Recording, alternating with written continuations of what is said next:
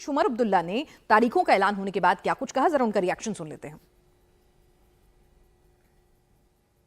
के बाद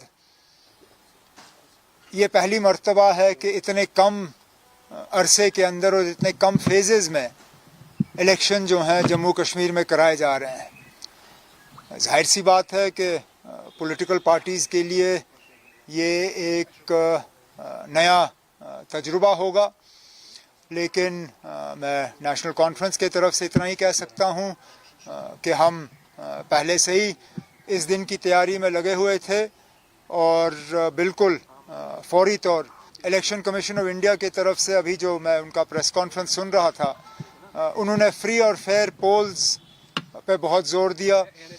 उन्होंने सिक्योरिटी को लेके किसी तरह की पॉलिटिक्स नहीं होनी चाहिए उसका जिक्र किया। तो मैं फौरी तौर इलेक्शन कमीशन से गुजारिश करना चाहता हूं, हम उन्हें एक चिट्ठी भी भेज रहे हैं आज कि लगातार पिछले 24 घंटे में जो बेशुमार यहाँ ट्रांसफ़रें हुई, इलेक्शन कमीशन को उनका फौरी तौर जायज़ा लेना चाहिए। इतने सारे अफसर अचानक ट्रांसफ़र किए जाना, हमें तो शक है कि ये हुकूमत, दिल्ली की जो हुकूमत की पार्टी है बीजेपी, उन्हीं का लगाया हुआ लेफ्टिनेंट गवर्नर है यहाँ पे, बीजेपी को मदद और बीजेपी को फ़ायदा और उनके जो सहयोगी बी टीम, सी टीम, डी टीम है यहाँ पे, उनको मदद पहुँचाने के लिए ये ट्रांसफ़रें कराई गई हैं। इलेक्शन कमीशन ऑफ इंडिया की तरफ से फौरी तौर इन ट्रांसफ़रों पे जो है उनको इनका नोटिस लेके उन्हें एग्ज़ामिन करना चाहिए और जो ट्रांसफ़र्स उनके गाइडलाइन से बाहर हैं उनको रोक दिया जाना चाहिए। चलिए, राजनीति की खूबसूरती होती है आपको विरोध तो करना ही है, और विरोध की रैशनैलिटी हो या ना हो, देवेंद्र अब वो कह रहे हैं कि भाई ये सारे ऑफिसर्स जो हैं बहुत गलत किया है, इन्हीं ऑफिसर्स को भर भर के गाली दे रहे थे। बिल्कुल, और इन ऑफिसर का जो पोस्टिंग हुआ है, जो मौजूदा एलजी प्रशासन है मनोज सिन्हा का, उन्हीं ने किया है। हाँ।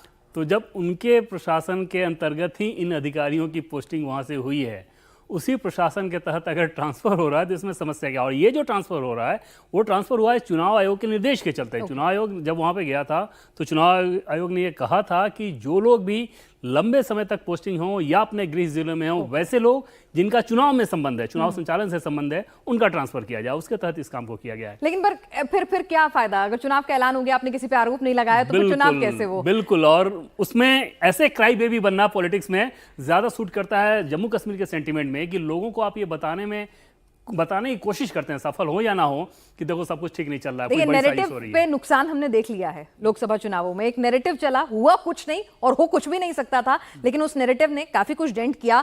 अब जम्मू कश्मीर की बात करें, उसी नैरेटिव को लेकर बढ़े। घाटी में इस वक्त आतंक की दिक्कत है, अभी ऑपरेशन सर्फविनाश 2.0 चल रहा है, तो ऐसे में क्या ये भी एक मुद्दा बताया जाएगा कि भाई देखिए security is a threat.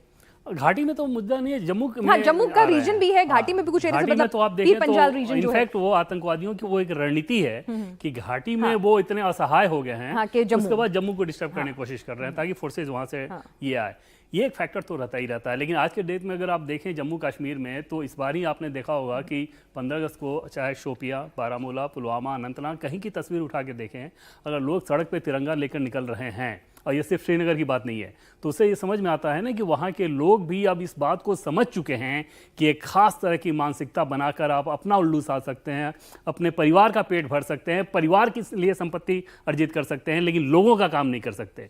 Jammu Kashmir का श्रीनगर का जो डाउनटाउन इलाका था, डाउनटाउन इलाके के बारे में पहले जो सेंटीमेंट हुआ करता था, बहुत निगेटिव सेंटीमेंट था। आज आप जाए वहाँ पे एकदम तस्वीर बदली हुई है, एकदम से अलग तस्वीर नजर आएगी। तो इन दलों के सामने, चाहे उमर अब्दुल्ला हो या महबूबा मुफ्ती, इनके सामने भी एक बड़ा चैलेंज है कि क्या ये अपना नैरेटिव बदलकर डेवलपमेंट के ट्रैक पे आएंगे या उसी तरह के डर, भय, असंतोष या उस तरह के सेंटीमेंट को हवा देते रहेंगे कि देखो दिल्ली हमारे साथ ऐसा कर रहा है, वैसा कर रहा है। ये इनके सामने चैलेंज है। लेकिन जिस तरह की डेवलपमेंट हुई है, आपने देवेंद्र जिक्र किया है, तो वो डेवलपमेंट तो केंद्र के खाते में जाएगी, तो ऐसे में बीजेपी का नैरेटिव डेवलपमेंट ही होगा, जाहिर सी बात है दिखाने। देखिए वहाँ पे हाँ निश्चित तौर पे बीजेपी के सामने तो वही है। खास तौर पे वैली रीजन में बीजेपी के पास बहुत कुछ नहीं है, चाहे डेवलपमेंट जितना भी हुआ हो, वोट के लिहाज से वैली में बीजेपी के सामने कोई वैसी स्थिति लेकिन देवेंद्र, मुझे याद है जब लोकसभा चुनावों में हमारी चर्चा हो रही थी तो आपने कहा था कि कई इंडिपेंडेंट को बीजेपी ने ग्रूम किया, सपोर्ट किया है, क्या ताकि विधानसभा चुनावों में एक इन्वेस्टमेंट के तौर पर कि कुछ पेनिट्रेशन हो सके बीजेपी का। बिल्कुल, तो और इस बार कुछ फायदा होगा। बिल्कुल, और इस बार रणनीति बीजेपी की वही रहेगी कि इस बार जम्मू में ज्यादा से ज्यादा सीटें झटके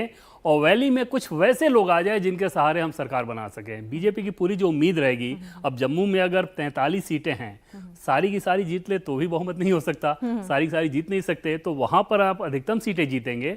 और वैली में बीजेपी की रणनीति यह है कि वहां से कुछ सीटों को जीतें, ऐसे लोगों के साथ मार्फत कई जगह त्रिकोणीय चतुष्कोणीय मुकाबला अगर हो तो वहाँ पे कोई वैसा कैंडिडेट हो जो उनके साथ बाद में आ सके, ये कोशिश ज़रूर रहेगी। लेकिन वैली में दिक्कत ये है कि जैसे वहाँ पर ठप्पा लगता है कि ये बीजेपी के साथ हैं, वैसे व्यक्ति की स्थिति कमजोर हो जाती है। जैसे सज्जाद लोन अपने आप में बारामूला के बहुत मजबूत नेता है, लोकसभा में नहीं जीत पाए क्योंकि उनके ऊपर उनके विरोधी ठप्पा लगाना शुरू कर दिए थे।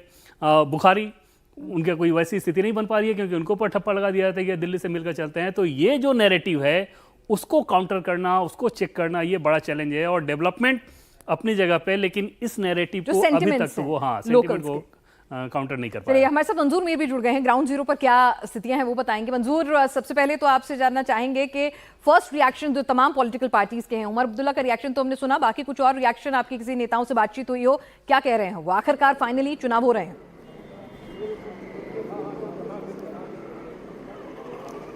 बिल्कुल, चुनावों की घोषणा जो है वो हो चुकी है। बहुत कम समय में ये चुनाव होने जा रहे हैं। 3 फेज़ों में जम्मू कश्मीर में ये चुनाव है जो 1987 के बाद पहली बार देखा जा रहा है। तो इससे ये साफ इशारा मिलता है कि घाटी के हालात जो है पहले से कहीं बेहतर है और यही कारण है कि बहुत कम समय में ये चुनाव किए जा रहे हैं। और जम्मू कश्मीर के पूर्व मुख्यमंत्री उमर अब्दुल्ला ने भी जो है इन चुनावों का स्वागत किया है। उन्होंने कहा कि ये चुनाव कम समय में हो रहे हैं, दूसरी पॉलिटिकल पार्टियों के लिए शायद एक नया तजुर्बा ज़रूर होगा, लेकिन नेशनल कॉन्फ्रेंस पहले से ही चुनावों के लिए तैयार है। और फारूक अब्दुल्ला जम्मू से जैसे ही वापस आएंगे उसके बाद नेशनल कॉन्फ्रेंस की एक बैठक होगी जिसमें मैनिफेस्टो को लोगों के सामने रखा जाएगा। और साथ ही साथ जो सबसे बड़ी बात है उमर अब्दुल्ला को लेकर, उमर अब्दुल्ला ने कहा था कि जब तक यूटी है वो यूटी में चुनाव नहीं लड़ेंगे, लेकिन उन्होंने आज ये इशारा साफ अपनी प्रेस कॉन्फ्रेंस में दिया कि पार्टी की तरफ से उनका बड़ा दबाव है, फारूक अब्दुल्ला की सेहत भी ठीक नहीं है, वो चुनाव लड़ेंगे या नहीं लड़ेंगे।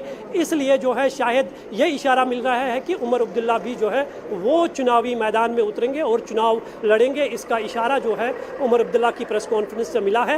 हालांकि महबूबा मुफ्ती जो है उन्होंने अभी बात करने से साफ इनकार किया है, लेकिन उनका भी यही पक्ष था कि यूटी में वो चुनाव नहीं लड़ेंगे। लेकिन अब चूंकि ये 3 फेजेस में जम्मू कश्मीर में चुनाव होने वाले हैं, सभी पॉलिटिकल पार्टियों ने इसका स्वागत किया है, तो महबूबा मुफ्ती का क्या रिएक्शन होगा थोड़ी देर के बाद ये भी साफ होगा।